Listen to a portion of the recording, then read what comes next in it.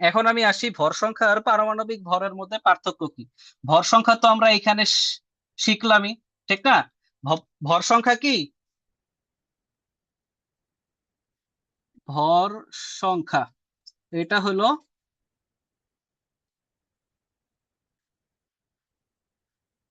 নিউক্লিয়াসে বিদ্যমান প্রোটন ও নিউট্রন সংখ্যার সমষ্টি। ঠিক আছে, এখানে আরেকটু যদি আমি একটু ক্ল্যারিফাই করতে চাই, কি হবে পরমাণুর নিউক্লিয়াসে।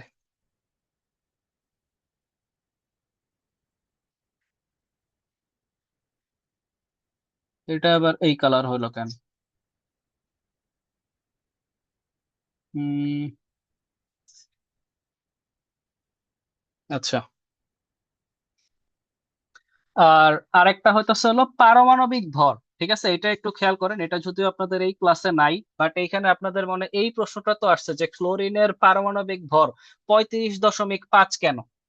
এটা আমি আসতেছি এখন। ভর সংখ্যা যদি আহ কোন পরমাণুতে কি সম্ভব যে, যেমন এই যে এইখানে খেয়াল করেন পারমাণবিক ভর 35 কিন্তু পারমাণবিক সংখ্যা 17, এর অর্থ কি? এখানে 35, 35.5 থেকে যদি 17 বাদ দেন কত হয়? 18.5। এখন কথা হলো কোন পরমাণুর কেন্দ্রে কি 18.5টা 18.5টা নিউট্রন থাকা সম্ভব? 18টা নিউট্রন আছে, আরেকটা নিউট্রনের অর্ধেক আছে, এটা কি সম্ভব? সম্ভব না, এগুলো অনেক ছোট কণা। ইলেকট্রন, প্রোটন, নিউট্রন এগুলো এতটাই ছোট কণা আপনারা চিন্তাও করতে পারবেন না, এটারে মাইক্রোস্কোপ, ইলেকট্রন মাইক্রোস্কোপ এগুলো দিয়েও দেখা সম্ভব না। আপনারা এটা জানলে অবাক অবাক হইবেন। আজ পর্যন্ত কেউ প্রোটন, নিউট্রন, ইলেকট্রন, ইনফ্যাক্ট পরমাণু আজ পর্যন্ত কেউ সচক্ষে দেখেই নাই। ঠিক আছে, কারণ পরমাণু দেখা সম্ভব না। এটা আপনারা মানে পরমাণু যে আছে, পরমাণু হইতেছিল কোয়ান্টাম পার্টিকেল। কোয়ান্টাম পার্টিকেল, ঠিক আছে। এই কোয়ান্টাম পর্যায়ে গেলে আপনারা এটা শনাক্তই করতে পারবেন না যে এখানে কোনো কিছু আছে। ঠিক আছে, দেখতেই পারবেন না। এখন এগুলো আরো উপরের ক্লাসের আলোচনা, ওইখানে আমরা না যাই, কিন্তু নিউট্রন যে আছে এটা অর্ধেক কখনোই থাকতে পারে না। নিউট্রন যদি অর্ধেক থাকতে না পারে তাহলে ক্লোরিনের ক্ষেত্রে 18.5টা কেমনে সম্ভব?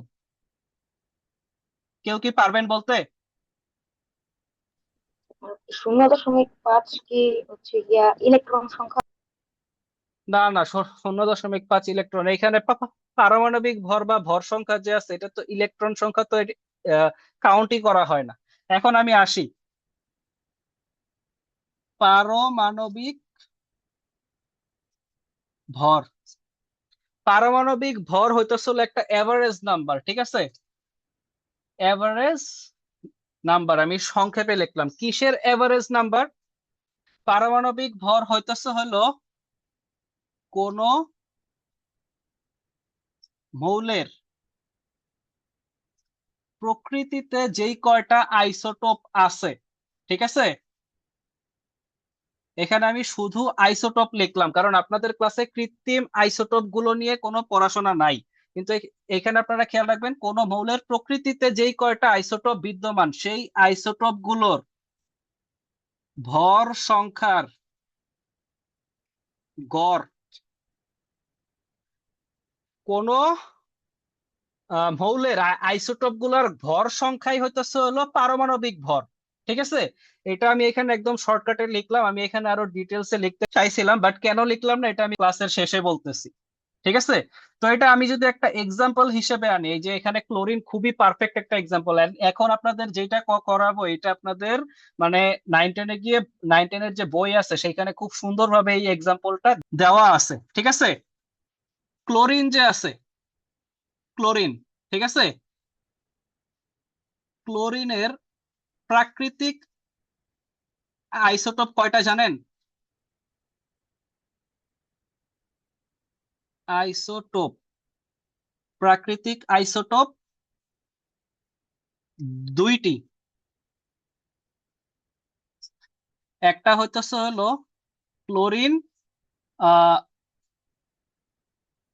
35, আর একটা হইতেছে হলো ক্লোরিন 37। ঠিক আছে, এখন এই ক্লোরিন 35 আর ক্লোরিন 37 যে আছে এদের ভর সংখ্যার যে এভারেজ, ঠিক আছে, গড়, সেটাই হইতেছে হলো 35.5।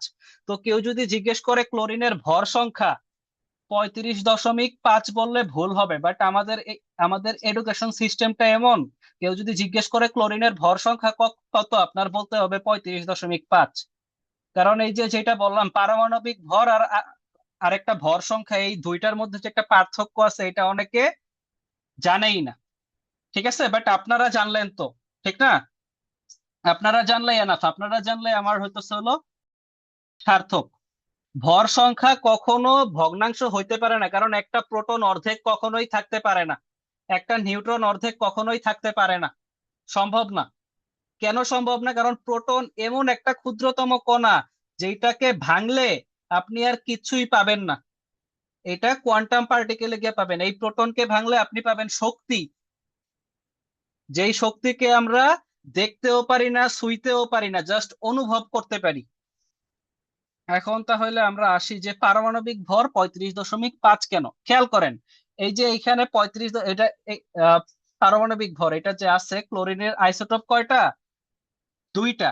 ক্লোরিনের আইসোটোপ যে আছে এদের প্রকৃতিতে প্রাপ্যতার হার, ঠিক আছে, এইটা বিজ্ঞানীরা হিসাব করছেন। 35 যে আছে এইটা পাওয়া যায় হইতেছে হলো 75%। ঠিক আছে, আর ক্লোরিন যে আছে এটা পাওয়া যায় কি 25%। মানে প্রকৃতিতে যেই পরিমাণ ক্লোরিন আছে তার মধ্যে 4/3 হইতেছে হলো ক্লোরিন 35, এবং বাকি 1 ভাগ হইতেছে হলো ক্লোরিন 37। এখন তা তাইলে আমরা এটারে বলা হয় গড় আপেক্ষিক পারমাণবিক ভর, বা সংক্ষেপে আমরা বলি গড় পারমাণবিক ভর, বা আমরা আরো সংক্ষেপে সংক্ষেপে বলি কি পারমাণবিক ভর। বাট এটা কি আপেক্ষিক পারমাণবিক ভর বা গড় আপেক্ষিক পারমাণবিক ভর, আপেক্ষিক পারমাণবিক ভর। এটা আমি এখানে সূত্র লিখলাম না, আপনারা আহ, ই যে আছে কি বলে গড়, গড় নির্ণয় করা আপনারা খুব সুন্দরভাবে পারেন। আমি জাস্ট এখানে একদম সহজ ভাষায় লিখি, ঠিক আছে। আমরা ধইরা নিলাম আমাদের টোটাল আইসোটোপ আছে 100টা প্রকৃতিতে। 100টার মধ্যে 75টা আছে কি, 75টা আছে 75টার ভর কত? 35। বাকি 25টা যে আছে তাদের ভর কত? 37। এখন আজকে একজন হয়তো ক্লাস করতেছে না, যে ক্লাস করতেছে না সে এটা আর কি আমার মানে সে এই স্লাইড দেখা পারবে কিনা বুঝতে সন্দেহ, ঠিক আছে। কারণ স্লাইডে আমি এখানে একবারে শর্টকাট করলাম। যেই কয়টা আছে, যেই কয়টা আইসোটোপ আছে, ঠিক আছে, তার মধ্যে থেকে 75% তার ভর হইতেছে হলো 35, বাকি 25% তার ভর কত? 37। তো টোটাল আছে 100টা। তো আমরা তো এইটাই তো শিখছি যে কয়টা আইসোটোপ আছে আর সেগুলোর ভর। এখন কথার কথা আমরা ধরলাম 100টা আইসোটোপ আছে, 75টার ভর 35, তার মানে 35 আমাদের 75 বার কি করতে হবে? যোগ। এই সূত্র কিন্তু ক্লাস 5-এ আপনাদের শেখার কথা। আর আর যে 25টা আছে তার হলো 37, তার মানে 37 আবার আমরা 25 বার করব যোগ, ঠিক না? এইভাবে করেই তো আমরা হচ্ছে হলো এভারেজটা নির্ণয় করব। এভারেজ বা গড় আমরা এইভাবেই তো নির্ণয় করি। এখন এটা একটু ক্যালকুলেট করে একজন আমাকে জানান যে কত হয়। 35.5। এক্সাক্ট 35.5। তো 35.5 যে আছে এটা কি পারমাণবিক ভর, খেয়াল থাকবে।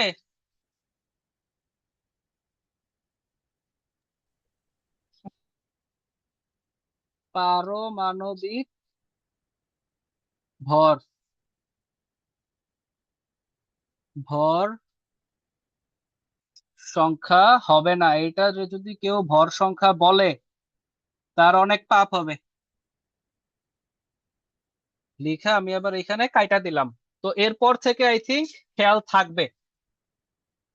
তো এরপরেরটায় যাই। তো আচ্ছা, এরপরের যে আছে আইসোটোন, আইসোবার, এগুলো আপনাদের ক্লাসে নাই, বাট যেহেতু পড়াইতেছি আমি খুব সংক্ষেপে ই করি, বলি।